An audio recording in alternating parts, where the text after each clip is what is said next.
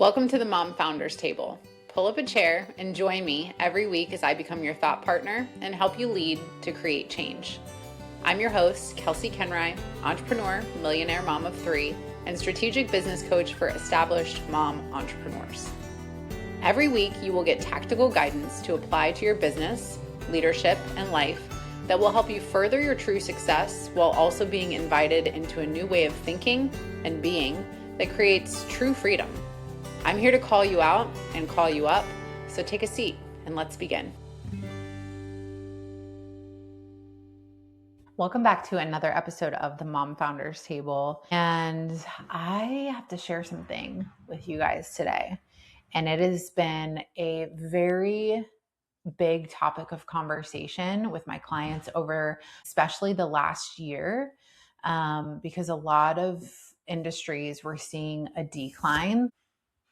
First and foremost, I want to say that every single one of my clients sustained or grew their revenue and profit in 2025, which I feel like is a huge accomplishment, not just because of the monetary aspect, but because it's a testament to the work that they are doing, the caliber of women that they are, how ethical they are, how in integrity they are, how congruent they are with their word, and also the testament to how they are restructuring their businesses to be able to do this.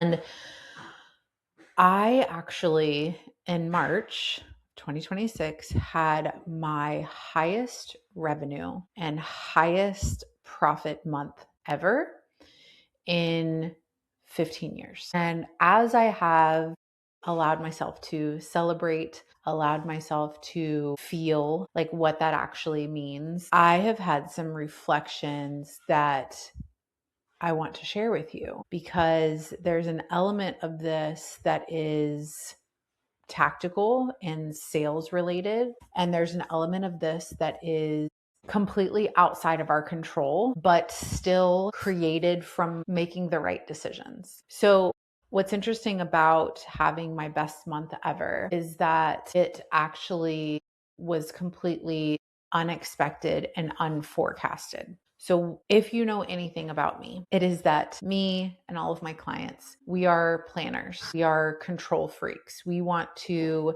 see and know every detail and how it works and the direction that it's going in and what it's going to do and all of the things. And also, this year has been such a reminder of learning to trust. And oh man, this actually makes me a little bit emotional. I didn't realize in making the decision to move to Texas, there's a lot of excitement when something's new and something's different and it's bold, and it's like, this is why people love the energy of like, go after it, right? Go do the thing. It's like, and yes, definitely do. But there's another side to that, right? And there is some relationships that are shifting because of our choice. There is the reality of like, we are moving to a city to where, yes, I have family and old friends and things like that and some connections there, but like, we're moving into the unknown, right? And I didn't realize, especially with like showing our home and like the stress of the showings and the stress of the cleaning before, I didn't realize how vulnerable of a process this would be. And I didn't realize how much would actually be out of my control. And so I think it's just been an opportunity for me to really take a step back and look at like, what can I actually control? And in those things that I'm controlling, what is actually making a difference? And where am I prolonging my suffering? Where am I creating my own frustration? Where am I repeating patterns that aren't serving me? Like, essentially all the work that I'm doing with clients, I have to do on myself too. And it's a constant evolution, right? Like, you've heard it probably a million times, but entrepreneurship is like personal development on crack, right? We have to do the work. And so I was thinking about, okay, I just had my best month ever. It was not forecasted. the way that it happened was something that was unprecedented. It was not even in my field of awareness. And it was just like this reminder of like, if we are doing the right thing, it will always come back to us. Whether the right thing is strategically, like the strategy that we are executing on in our business, the things that we're tactically working on, are we measuring them? Are we making sure that they're producing a result? Is it actually doing anything for us, right? So like even with social media, like how many conversations I have with clients around, whether they're paying marketing agencies or just marketing is a huge like frustration for I think everybody across the board, because we all just like want to do our job and not have to market it, right? And in having these conversations, I continue to come back to the same thing. And even in scaling season, which is my 3-month sales program, yesterday we had this conversation where it was like, okay, are we just overcomplicating? Like most people try to generate more sales by adding more things and overcomplicating. And I have fallen into that same trap.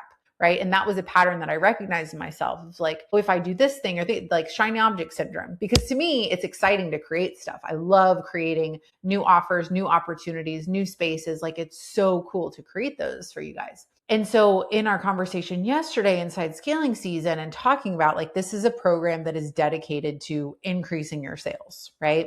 And this is a program that we only launch at City Girls, following City Girls, and you only have 48 hours to get in. So in the conversation yesterday, it was like, okay, if we actually look at the data, if we look at the data of your business and we look at the last 3 to 6 months, even better if you can go back a year, and you actually look at where your client's coming from, you should be asking, how can we expand in those areas? So like one of my clients yesterday in scaling season was like, we get a ton of people from Google searches. So she owns a dental practice, right?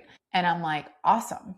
So knowing that, then what do you have in place to where you're working on your SEO consistently? Just like nothing. I'm like, well, you're obviously performing well already. So wouldn't it make more sense? I said, are you putting up a blog? She's like, no, right? Because we love to overcomplicate. We love to think, well, I must not be doing something right. Instead of saying, what if I look at the things that have historically worked that I am doing right, and I think and ideate on how I can expand in those areas? Because I told all of them, I want you to pull your top 3 areas where you're getting clients, and I want you to think about some creative ideas. I can help you with that because we have a little group chat, of course. And I'm like, we need to think, how do we pour gas on that? Because I think this idea of online marketing and trying to be like omnipresent, it sounds right, right? Because if you're like, okay, if I'm on every single social media platform and I do this and I do this and I do this, then I'll have the most visibility. And with the most visibility, then I'll be able to capture the most clients, right? And so people do that, but they're not actually paying attention to metrics or data to see if that's bringing results. So then you have people that are spending thousands of dollars in ads. Great example. One of my chiropractic practices, she has 2 locations, and the model of their franchise is they run just a fuck ton of ads. And I was like, they were having issues with the ad company, whatever. It's an agency model. They're not responsive. They don't pay attention to messaging, yada, yada, yada. I can go on and on. But long story short, we ended up pulling ads, stopping ads. And she's actually more profitable now. So I think that to bring this full circle, what I'm saying here is that in these conversations that I'm having with my clients and in this own reflection phase that I'm in right now after having my best month ever, I'm like, that's very interesting that it actually came from doing less. It actually came from prioritizing being myself, building genuine relationships, and following through with my word. And I think a part of me, if I'm being really honest, I think I've always known that. I've always known that like that is what brings me business, right? Is sitting down and having a conversation and making people feel seen, heard, understood, letting them know that, hey, I can shoulder this load with you and I can help you solve these problems and get this result, right? Creating that trust, giving them that safe space. That's just like in my DNA of who I am. But I've always been like, okay, but what if I need to try harder? What if I need to add this extra thing? Other people are doing this, so maybe I should do this. And I've seen this happen in myself. I see it happen with every business owner, to where we just get so far in what we should be doing, what we think we should be doing, that we aren't paying attention to what actually works. And we're forgetting that learning to trust ourselves and learning to trust the process and not try to fucking rush everything in this urgency that we're constantly fed, that's killing us, is actually the answer, right? So my reflection, I'm like, okay, let me trace this back. Where did this come from, right? It came from being intentional. It came from going back to the data of, this is where people are coming in.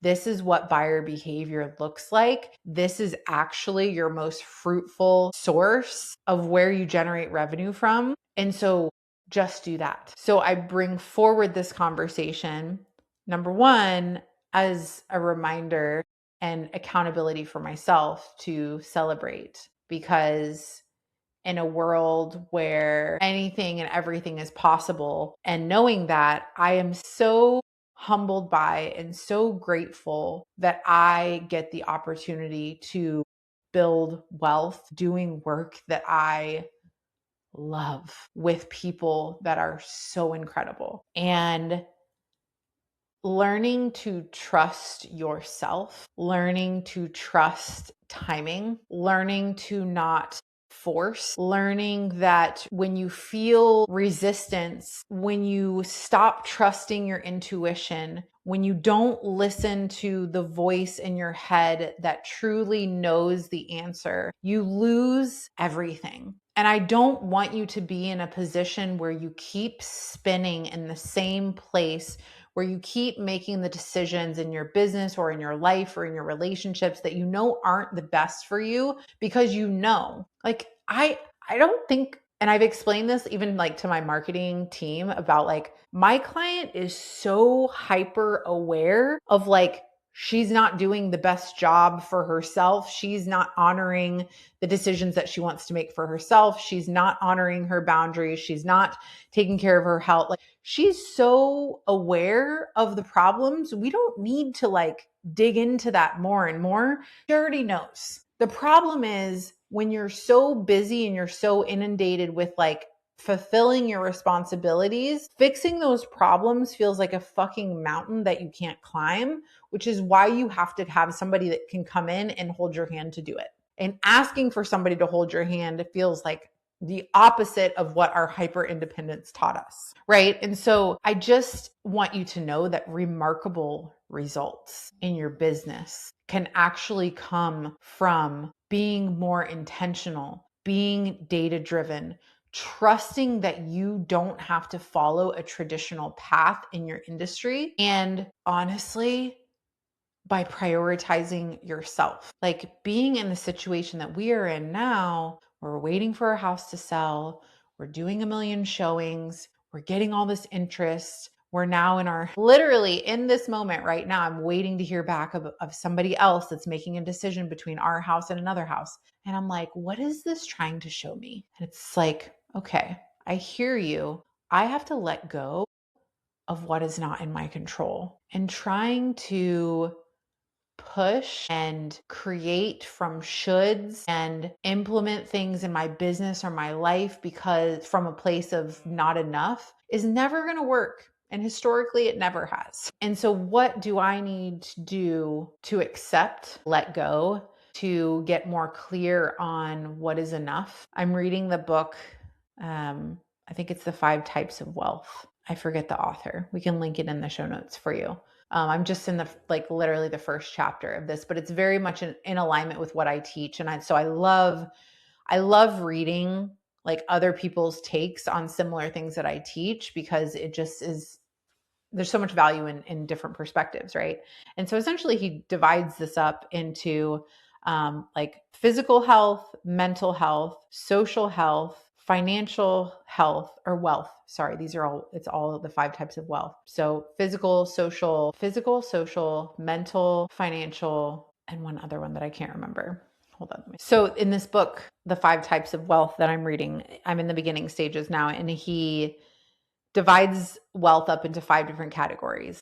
It's time, social, mental, physical, and financial. And I'm again in the beginning stages of the book, but I love reading books like this because it just offers different perspectives of similar things that I teach. And something that really struck me was the reality that we cannot devalue financial wealth. We need to be in a place to where we can comfortably make choices. And also, when we prioritize that over everything else, it doesn't matter. And so in business and as business owners, because in a business, you need to be financially healthy. It is so easy for our identity to become our business and money be the thing that is at the forefront without any other, like the playing field is we're only succeeding if we're succeeding financially, right? And we don't think about asking the question of, okay, can I succeed financially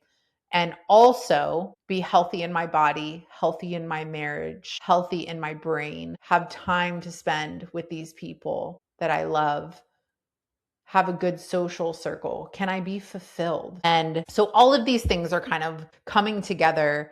And it's like, I'm so grateful for the fact that I get to continue to learn lessons. And I think the biggest lesson that I want you to take away from this in my ramblings today is really that we need to